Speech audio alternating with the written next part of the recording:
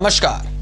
आज हम बात करेंगे कि क्यों उद्धव ठाकरे इतने गुस्से में हैं और लगातार एक के बाद एक आरोप बीजेपी और एकनाथ शिंदे पर लगा रहे हैं, और साथ ही चर्चा करेंगे कि आखिर बाबा रामदेव ने ऐसा कौन सा बयान दे दिया जिससे पूरे देश में हड़कंप मच गया है।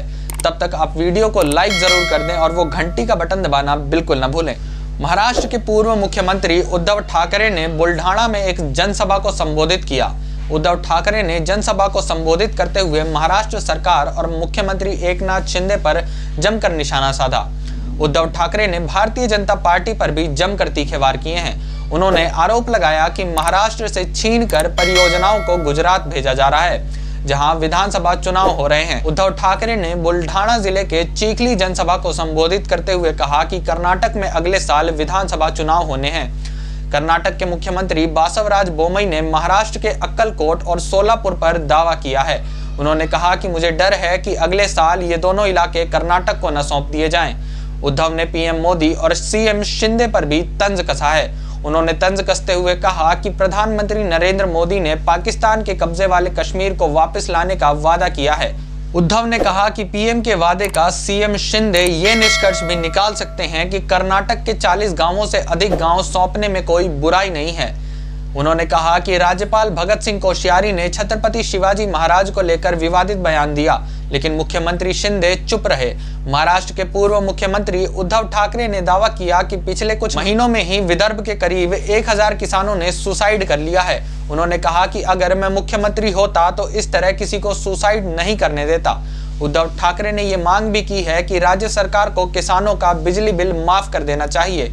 उन्होंने कहा कि जब देवेंद्र फडणवीस विपक्ष में थे और हमारी सरकार थी, तब मध्य प्रदेश सरकार की ओर से किसानों का 6500 करोड़ रुपए बिजली बिल माफ करने का दावा किया गया था। उद्धव ठाकरे ने कहा कि महाविकास अघाड़ी की सरकार पर ताने कसे गए थे।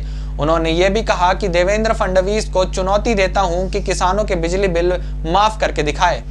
उन्होंने कहा कि हमारी पार्टी ये सुनिश्चित करने के लिए संघर्ष करेगी कि किसानों को फसल लोन इंश्योरेंस की राशि मिले।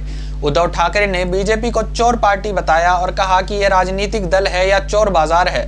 उन्होंने एकनाथ शिंदे और उनके साथ शिवसेना से बगावत करने वाले नेताओं को भी निशाने पर लिया। उन्होंने चुनौती दी कि वे ऐलान कर दें कि बीजेपी के टिकट पर कभी चुनाव नहीं लड़ेंगे। उद्धव ठाकरे ने बाला साहेब की शिवसेना का जिक्र करते हुए भी एकनाथ शिंदे के नेतृत्व वाले गुट पर निशाना साधा। उन्होंने कहा कि ये लोग मोदी का आशीर्वाद के साथ बाला ठाकरे और शिवसेना का नाम भी चाहते हैं। उद्धव ठाकरे ने सवालिया लहजे में कहा कि आपकी खुद की क्या योग्यता है। उन्होंने शिवसेना कैडर के बल पर खोई जमीन फिर से हासिल कर लेने का विश्वास व्यक्त किया। असल में महाराष्ट्र के उप मुख्यमंत्री देवेंद्र फडणवीस ने पूर्व मुख्यमंत्री उद्धव ठाकरे की आलोचना करते हुए कहा था कि उनकी कार्यशैली शिवसेना में विभाजन के लिए जिम्मेदार है। उन्होंने यह भी स्वीकार किया कि राष्ट्रवादी कांग्रेस पार्टी के वरिष्ठ नेता अजीत पवार पर यकीन करना उनकी सबसे बड़ी राजनीतिक भूल थी। उन्होंने कहा कि राजनीति में इस तरह से पीठ में छुरा घोंपे जाने का बदला लेने के लिए यह जरूरी है कि आप लंबे समय तक जिएं। और इसी का आज पलटवार करते हुए उद्धव ठाकरे ने बीजेपी और शिंदे सरकार पर तीखे शब्दों से वार किया। इसी कड़ी में अगली खबर बाबा रामदेव से जुड़ी है। दरअसल बाबा रामदेव ने एक सभा के दौरान ये कह दिया कि स्त्रियां कुछ न पहने तो भी सुंदर लगती हैं। हालांकि उनके मुताबिक उनके कहे गए शब्दों का गलत मतलब निकाला जा रहा है। आप साड़ी पहन के भी अच्छी लगती हैं, आप सलवार सूट में भी अमृता जी की तरह अच्छी लगती हैं, और मेरी तरह से कोई ना भी पहने तो भी अच्छा। इसी पर तृणमूल कांग्रेस पार्टी की नेता व सदस्य महुआ मोइत्रा ने महाराष्ट्र के ठाणे में एक योग शिविर के दौरान महिलाओं के कपड़ों पर विवादित टिप्पणी को लेकर योग गुरु बाबा रामदेव की आलोचना की है। रामदेव को एक योग शिविर में यह कहते सुना गया कि महिलाएं साड़ी, सलवार सूट और कुछ भी न पहनने पर भी अच्छी लगती हैं। बाबा रामदेव के बयान पर मोइत्रा के अलावा दिल्ली महिला आयोग की प्रमुख स्वाति मालीवाल ने भी तीखी टिप्पणी की है। दरअसल महाराष्ट्र के उप मुख्यमंत्री देवेंद्र फडणवीस की पत्नी अमृता फडणवीस उस समय बाबा रामदेव के साथ बैठी थी जब योग गुरु ने यह टिप्पणी की थी। इस मौके पर महाराष्ट्र के मुख्यमंत्री एकनाथ शिंदे के बेटे और सांसद श्रीकांत शिंदे भी मौजूद थे। दिल्ली महिला आयोग की प्रमुख स्वाति मालीवाल ने ट्विटर पर वीडियो शेयर किया और लिखा कि इसमें बाबा रामदेव कह रहे हैं आप साड़ियों में अच्छी लगती हैं, आप अमृता जी की तरह सलवार सूट में भी अच्छी लगती हैं और आप तब भी अच्छी लगती हैं जब मेरी तरह कुछ भी नहीं पहनती हैं। आप साड़ी पहन के भी अच्छी लगती हैं, आप सलवार सूट में भी अमृता जी की तरह अच्छी लगती हैं, और मेरी तरह से कोई ना भी पहने तो भी अच्छे लगते। योग गुरु ने यह इशारा करते हुए कहा था कि कार्यक्रम में कई महिलाएं साड़ी लेकर आईं, लेकिन बैक टू बैक इवेंट्स के कारण उन्हें पहनने का समय नहीं मिला। टीएमसी सांसद महुआ मोइत्रा ने 2011 की घटना का जिक्र करते हुए रामदेव पर कटाक्ष किया और कहा, जब योग गुरु को नाटकीय तरीके से पुलिस ने महिला के वेश में भागने की कोशिश करते हुए पकड़ा था, उन्होंने कहा था, अब मुझे पता चला है कि बाबा रामलीला मैदान से महिलाओं के कपड़ों में क्यों भागे थे।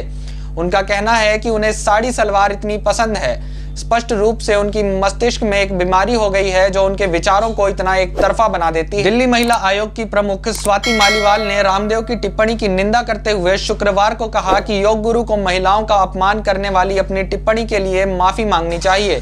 मालीवाल ने ट्वीट किया, महाराष्ट्र के उप मुख्यमंत्री की पत्नी के सामने महिलाओं पर स्वामी रामदेव की टिप्पणी अशोभनीय और निंदनीय है। इस बयान से सभी महिलाएं आहत हुई हैं। बाबा रामदेव जी को इस बयान के लिए देश से माफी मांगनी चाहिए। इस पर शिवसेना उद्धव बालासाहब ठाकरे के नेता संजय राउत ने पूछा कि जब टिप्पणी की गई तो अमृता फडणवीस ने विरोध क्यों नहीं किया। जब राज्यपाल शिवाजी पर अपमानजनक टिप्पणी करते हैं, जब कर्नाटक के मुख्यमंत्री महाराष्ट्र के गांवों को कर्नाटक ले जाने की धमकी देते हैं और जब भाजपा प्रचारक रामदेव महिलाओं का अपमान करते हैं तो सरकार चुप क्यों रहती है। क्या सरकार ने अपनी जुबान दिल्ली के पास गिरवी रख दी है। बाबा रामदेव ने यह टिप्पणी महाराष्ट्र के ठाणे में एक योग शिविर के दौरान महिलाओं पर की थी। सोशल मीडिया पर उनकी टिप्पणी का जमकर विरोध हो रहा है। दिल्ली महिला आयोग की अध्यक्ष स्वाति मालीवाल से लेकर शिवसेना सदस्य संजय राउत तक उन पर हमला कर चुके हैं।